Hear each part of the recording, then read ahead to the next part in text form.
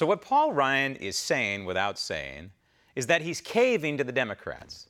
He's taking the easy way out. He's going to fund government until after the election, and the Republicans will not challenge Obama on Planned Parenthood, on Obamacare, on DACA, on Iran, on and on and on. In other words, the Republican leadership is scared to death of a government shutdown.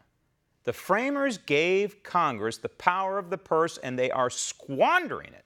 The framers also gave us the Second Amendment, which is being attacked and truncated constantly by various governments from coast to coast. But that's why groups like the United States Concealed Carry Association exist. They help defend the right to keep and bear arms. And joining me now from West Bend, Wisconsin, founder and president of the United States Concealed Carry Association, Tim Schmidt. Tim, the CCW USA, your organization, what's the purpose? It is for profit, correct? Yes, sir. It is for profit. It's the USCCA. And ultimately, what we do is we provide education, training, and the big thing is self-defense insurance for responsible gun owners. Why would a responsible gun owner need self-defense insurance?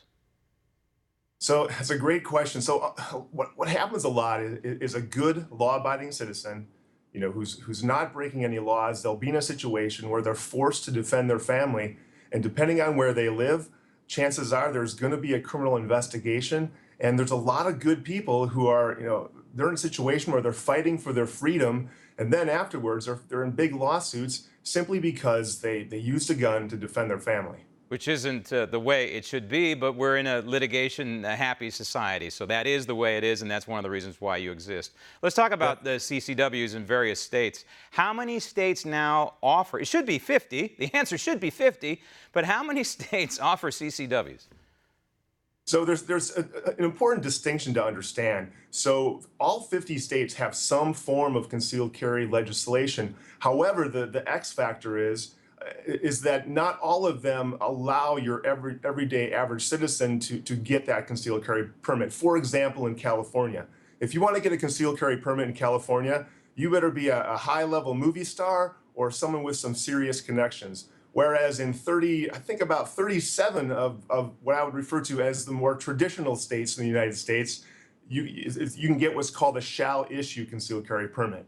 So if you live in California and you can't prove somehow that your life is in some sort of imminent danger, or that you possibly work for Brinks and you carry a lot of money around or something of that nature, odds are you're going to be denied the CCW?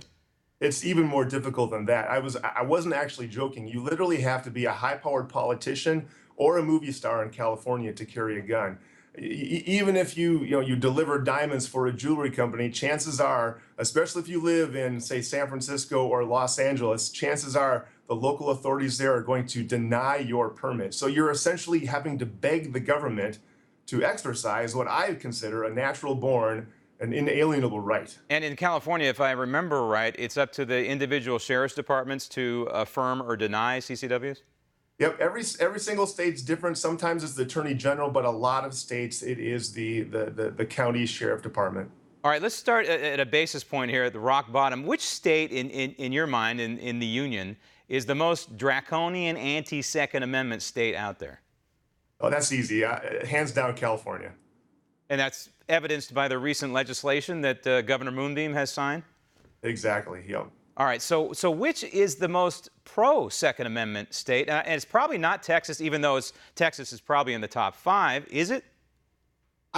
Texas, you're right. It's definitely in the top 5. I would have to say Arizona. Arizona has done a really good job of passing laws that ultimately entrust their citizens to be responsible.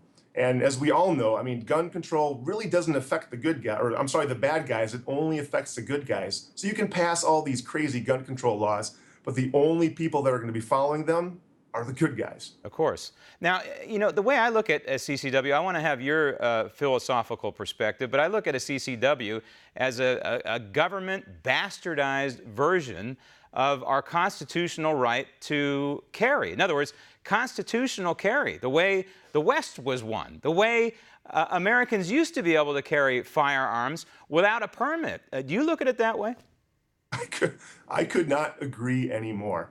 I mean, ultimately, if you have to beg any government body to exercise a right, well, guess what? You're not exercising a right. You're asking permission. Can you imagine how crazy it would be if you had to get permission from the government to read a book that you wanted? I mean, it makes absolutely no sense. I could not agree more about the whole concept of constitutional carry. And if you're walking down the street in Texas and you know you're a bad guy, and you know that in the state of Texas that person coming at you that you may want to rob could be carrying a concealed firearm, that bad guy is going to think twice, is he not? You're completely correct. I call that the deterrent effect. The deterrent effect is so powerful, it only takes about 3%, only 3% of responsible law-abiding citizens to have that huge effect on the criminal. Like you said, they have no idea who's going to be carrying and who's not, and thus they're going to approach everyone with much more caution. Well, I think that every state should allow CCWs. I think we ought to have constitutional carry. It shouldn't even be an issue. The onus should be on the government to prove that I shouldn't have a firearm, not that I should. Tim, thanks.